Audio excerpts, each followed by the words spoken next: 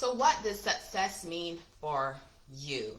Hi y'all, thanks so much for joining me. In less than 15 minutes, I'll be sharing with you 10 different meanings of success and how those impact your business. And I know you might be saying 10, wow, but seriously, there are 10 different ways that I found that we define success, and I want to share those with you guys. Please like and share this video if you get value from it. Hey, Julia. Thanks for joining me, Julia. And if you're listening to this on the podcast, you could just drop a heart or like in there. Really appreciate it. So I'm Dr. P. I'm a strategic business coach, and I've been a school psychologist for 10 years in the U.S. on both the East Coast and the West Coast. And I've served on professional organization committees and taught more than 10 online psychology graduate courses at the master's level. So throughout my journey, yes, I've seen success in so many different forms. And I know that as a micro business owner for myself and for a few others, I know success has different meanings. And what it means really helps us to have that drive for completing our goals, right? And here's the thing. If you are a business owner and you're targeting small businesses and specifically small micro business owners, then it would be beneficial for you to have an idea of what success means and be aware of the different meanings that are out there. I know there's a definition in the dictionary that you can find about what success means, and I'm going to really touch on that later on. But what it actually looks like, that's what I'm talking about. Yes, there is that definition in dictionary. Yes, I get it. But what it really means, what it looks like, that's what makes the difference. So working in the school system, I found out firsthand that it was really important to know what success meant and what it looked like, right? So for example, we had to do these professional development goals every year, and we had to identify, as part of our performance plan for the year, what we were going to be considered, what we were thinking success meant, right? So, which meant that we really had to sit down and think about what we wanted for our personal goals. And I'm sure you've probably done this where you're currently working, if you're still working in a full-time 9-to-5 job, or even as a small business owner. And part of what we had to do was to identify what it is that we wanted to be doing that would show that we were going to be successful by the end of the year. So for some people, it meant, looking at how many professional trainings they were going to conduct in a school and offer to staff. For others, it meant learning different types of assessments. For others, how they were going to obtain a specific leadership role in the department. And for others, it was how many evaluations they can complete in a year. So the thing is that in my experience as a school psychologist, I saw myself and my colleagues come up with different ways that we were measuring success, because it looked differently for us. And as a business owner, I'm seeing similar difference, if that makes any sense. But I am seeing a similar difference in the sense that we have different ways in which we define success. We do. We have different ways in what it looks like. And how many of us started our businesses to help other entrepreneurs to become successful? Raise your hand. Don't be shy. We did. We started our businesses hoping to help other business owners to become successful. And that's great if that's your reason for why you started your business. Because that's one of the reasons I started my business too, to help other entrepreneurs, other small business owners to become successful. But here's the thing. Did you ever sit and think about what success meant for those business owners? Actually define what it meant? If you haven't, I really suggest that you sit and spend some time actually defining what success means, because that's going to help you. And it's not going to just help you grow as a business owner, but it's going to help you actually connect better with your audience, attract those people that you want to your business. You're going to be able to make that connection and build those relationships. So there's still time. You can go out there and you can still sit and spend some time thinking about what success means, right? And here's the thing. When you do that, write it down so that you can go back and you can look at it, because you want to remember what you were thinking about so that you can also put that into your plan. So let me share with you these 10 reasons, why knowing what success looks like is important. So Merriam-Webster Dictionary does define success as a favorable or desired outcome, right? That's a very simple way of looking at it. But what is it? What does it look like? What does success look like? And here are those 10 things I want to share with you. So there's the tricky part, right? What it looks like. That's where it becomes a little tricky. So for some people, success might mean, based on my experiences as a business coach, here's what I've seen. I've seen some people look at success as a way of when they develop their own product, because it's something they were working on and they're really excited because they finally developed their own product so that they can share with others. So for them, that's success. For others, it boils down to creating their own service. That's what it boils down to. So that's another reason why people, how people view themselves as being successful, which is awesome.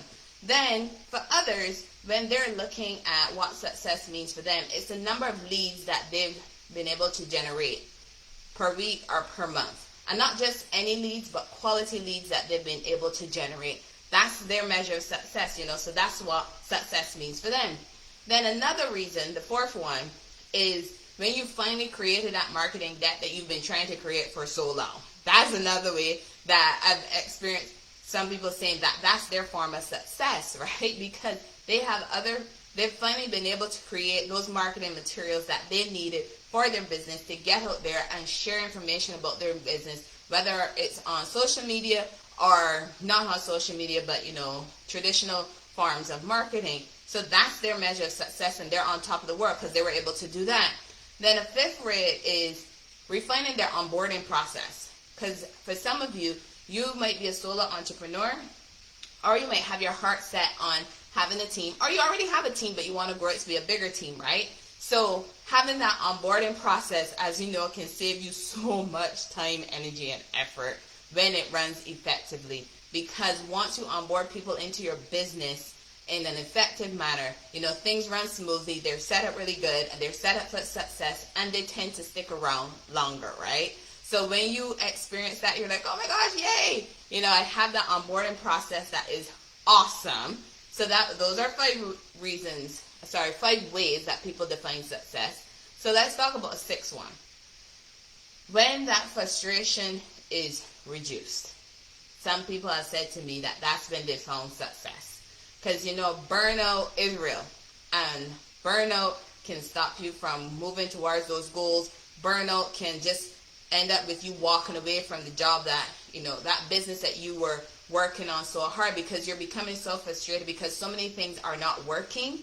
But when you actually find the right plan, the right strategic plan, the right action plan, the right goals, and align them with your vision, and things start to make sense, and you're starting to see those improvements, and you're no longer frustrated. For some, that is how they see success. They're no longer frustrated. And don't we all want that? We don't want to have those frustrations in our business. So when we actually have frustrations down, stresses down, we're feeling by far more successful. So those are 6 ways that we view success, right? A 7th way is, it is such a great feeling when you've figured out how to set your prices. Because if you've created your own product, if you've created your own service, yes, we go back and forth with how we're actually going to set up that payment structure. It's like, are we charging too much? Are we charging too little? So yes, when you finally have that right formula, you're like, oh my gosh, yes, this is it. So now you're feeling successful, right? And that happiness starts to come. So that's another way that people feel successful. So an 8th way is when you reach your goals on a daily or weekly, monthly basis, however it is you have your goals, right? That is another way that some of us view success. We view it as the fact that we've actually reached our goals. And in order to know that you've reached your goals, you should be taking some time on a daily basis, weekly basis, however it is that you are measuring your goal, how often it is you're measuring your goal, and then be able to say, hey, yeah, I met my goal, this is great, this is awesome, and you feel so much success, right? That is how some entrepreneurs, some business owners, that's how they view success. So those are 8 ways that people actually view success, right? So a 9th way is when you actually have some flexibility in your schedule to not only work on your business, but actually spend time with your family and friends and doing things that you enjoy. Because I know working in a full-time job for somebody else, especially when you're working in the school system, you have such restrictions on when you can take vacation, when you can take time off, a small set of sick leave and all these different things. You have this restricted schedule. Then when you start working for yourself, you tend to spend a lot of hours, pretty much the same amount of hours you work for somebody else. You're now working for yourself, which is great, but your schedule is so filled with so many things that you're constantly feeling as though you're working in your business all the time, but not necessarily on your business. And then you don't really feel as though you have time for your family and friends. And the funny thing is that you started your business so that you can have time for family and friends, right? That's one of the reasons why you started your own business, so that you could stop work for somebody else, be able to pursue what you want to do, and still have time for all the things that you enjoy. So for some micro business owners, I have encountered that for them, success means when they have found that balance in their schedule where they can work on their business and they can also have time in their schedule to work with family, to spend with family and friends. So those are nine ways that micro business owners and other small business owners view success. So you ready for the 10th one? Here is the 10th one. The 10th one is, and I know for a lot of you, this might be one of your ways that you measure success. The 10th one is when you've reached a financial target. So when you are finally seeing that money in the bank that you have always wanted to see from the time you started your business, that for some people is success. That's what success means for them, when they've finally seen that financial target that they've been wanting so badly in the bank. And then to be able to pay their bills and still give themselves an income, give themselves a salary out of the business, right?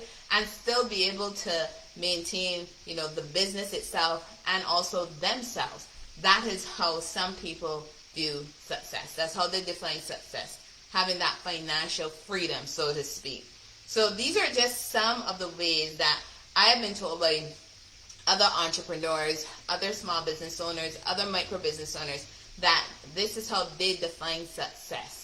And I did find an article on Small Businessify that has about 15 other ways in which people define success. If you want to get that article, just send me a DM and I'll share that link with you. Because in the end, there are truly different ways in which micro business owners define success, right? And if you are a business targeting other businesses, it would be very beneficial for you to see and understand how success is defined by other business owners. Because again, if you're targeting those specific business owners, you want to make sure when you're going to say, hey, I'm going to help you to be successful, that you have the same meaning of success that they're looking for. Because again, once your meaning of success matches with the meaning of success for your target audience, guess what? That means you're reaching them, and that means they're going to be more likely to be attracted to your business, and you're going to in turn end up meeting your goals and your targets for your business, as well as helping them to reach their goals of being successful. So you reaching your dreams, helping them reach their dreams. We're helping each other out, right, in that process. And we're both going to end up feeling that success.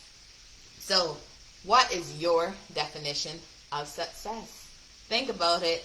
Remember, solutions plus actions equals results. Thank y'all so much for joining me. Bye.